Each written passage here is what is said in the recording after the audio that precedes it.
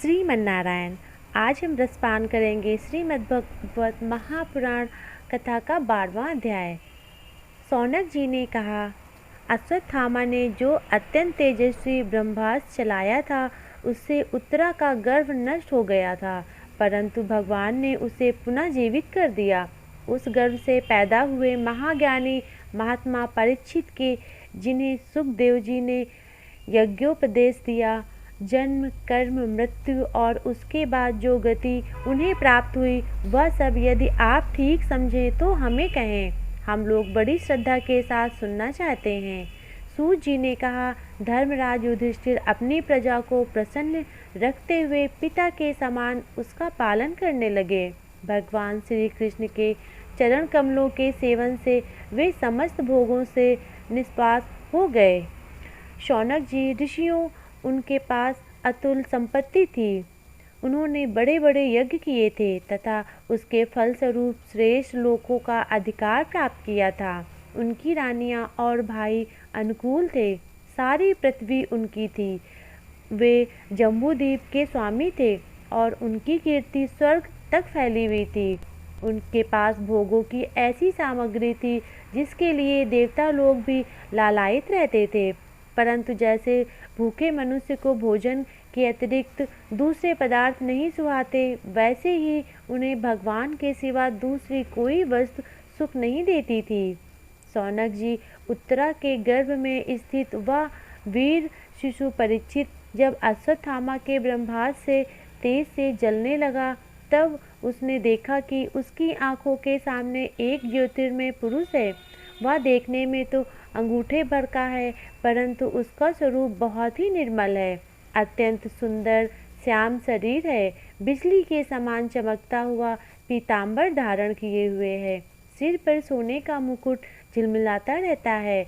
उस निर्विकार पुरुष के बड़ी ही सुंदर लंबी लंबी 4 भुजाएं हैं। कानों में तपाए हुए स्वर्ण के सुंदर कुंडल हैं। आँखों में लालिमा है। हाथ में लुके के समान जलती हुई गदा लेकर उसे बार बार घुमाता जा रहा है और स्वयं शिशु के चारों ओर घूम रहा है। जैसे सूर्य अपनी किरणों से कोहरे को भगा देता है, वैसे ही वह उस गदा के द्वारा ब्रह्मास्त्र के तेज को शांत करता जा रहा था। उस पुरुष को अपने समीप देखकर वह गर्भस्थ शिशु सोचने लगा कि यह कौन है। इस प्रकार उस 10 माह के गर्भस्थ शिशु के सामने ही धर्म रक्षक अप्रमेय भगवान श्री कृष्ण ब्रह्मास्त्र के तेज को शांत करे वहीं अंतर ध्यान हो गए। तदंतर अनुकूल ग्रहों के उदय से युक्त समस्त सद्गुणों के विकसित करने वाले शुभ समय में पांडु के वंशधर परीक्षित का जन्म हुआ। जन्म के समय ही वह बालक इतना तेजस्वी दिखाई पड़ रहा था मानो स्वयं पांडु ने ही फिर से जन्म लिया हो। पौत्र के जन्म के बाद सुनकर राजा युधिष्ठिर मन में बहुत प्रसन्न हुए। उन्होंने धौम में कृपाचार्य और ब्राह्मणों से मंगलाचार्य और करवाए। महाराज युधिष्ठिर दान के योग्य समय के जानते उन्होंने परिणामक काल में अर्थात नाल काटने के पहले ही ब्राह्मणों को सुवर्ण, गौवें, पृथ्वी, गांव आदि उत्तम जाति के हाथी घोड़े और उत्तम अन्न जल दान किया।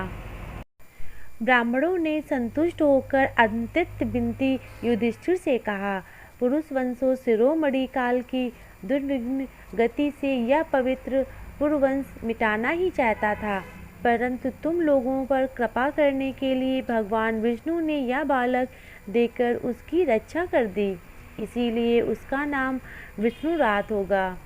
निसंदेह यह बालक संसार में बड़ा यशस्वी भगवान का परम भक्त और महापुरुष होगा।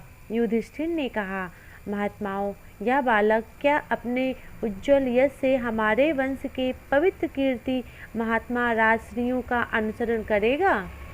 ब्राह्मणों ने कहा, धर्मराज, यह मनुपुत्र के समान अपनी प्रजा का पालन करेगा। दशकंधर भगवान श्री राम के समान ब्राह्मण भक्त और सत्य प्रतिज्ञा होगा और दुष्यंत के पुत्र भरत के समान अपने वंश को फैलाएगा।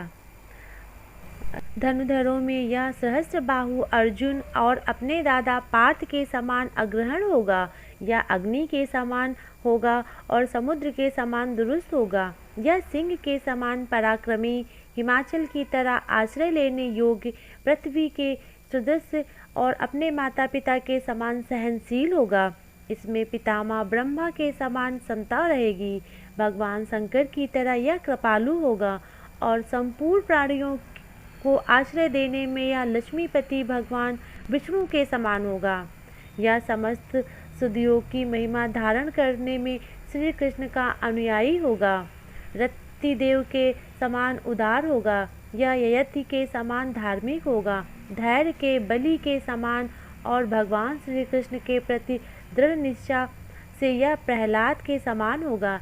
यह बहुत से अश्वमेध यज्ञों का कराने वाला और वृद्धों की सेवा करने वाला होगा। इसके पुत्र राष्ट्रीय होंगे। मर्यादा का उल्लंघन करने वाले को यह दंड देगा।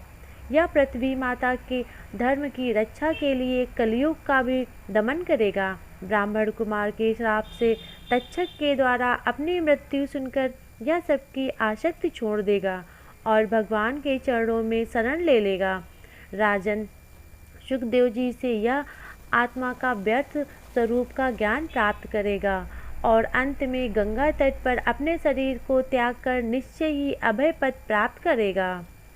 ब्राह्मण राजा युधिष्ठिर को इस प्रकार बालक के जन्म लग्न का फल बताकर और भेंट पूजा लेकर अपने अपने घर चले गए। वही यह बालक संसार में परीक्षित के नाम से प्रसिद्ध हुआ, क्योंकि वह समर्थ बालक गर्भ में जिस पुरुष का दर्शन पा चुका था उसका स्मरण करता हुआ लोगों में उसी की परीक्षा करता रहता था। उसने देखा कि कौन वह है। जैसे शुक्ल पक्ष के दिन प्रतिदिन चंद्रमा अपनी कलाओं से संपूर्ण होता रहता है, वैसे ही वह राजकुमार भी अपने गुरुजनों के लालन पालन से क्रमशः अनुदिन बढ़ता हुआ शीघ्र ही बड़ा हो गया। उसी समय स्वजनों के वध का प्रायश्चित करने के लिए राजा युधिष्ठिर ने अश्वमेध यज्ञ के द्वारा भगवान की आराधना करने का विचार किया, परंतु प्रजा के वसूल किए हुए कर और दंड की रकम से अतिरिक्त और धन न होने के कारण वे बड़ी चिंता में पड़ गए। उनका अभिप्राय समझकर भगवान श्री कृष्ण की प्रेरणा से उनके भाई उत्तर दिशा में राजा मरुत और ब्राह्मणों द्वारा छोड़ा हुआ बहुत सा धन ले आए। उससे यज्ञ की सामग्रियां एकत्र करके धर्मवीरु महाराज युधिष्ठिर ने 3 अश्वमेध यज्ञों के द्वारा भगवान की पूजा की। युधिष्ठिर के निमंत्रण से पधारे हुए भगवान ब्राह्मणों द्वारा उनका यज्ञ संपन्न कराया। पांडवों की प्रसन्नता के लिए कई महीने तक वहीं रहे। शौनक जी इसके बाद भाइयों सहित राजा युधिष्ठिर और द्रौपदी की अनुमति लेकर अर्जुन के साथ युद्धवंशियों से घिरे हुए भगवान श्री कृष्ण ने द्वारका के लिए प्रस्थान किया। श्रीमद् भागवत महापुराण कथा का 12वां अध्याय समाप्त हुआ। प्रेम से बोलो जय जय श्री राधे।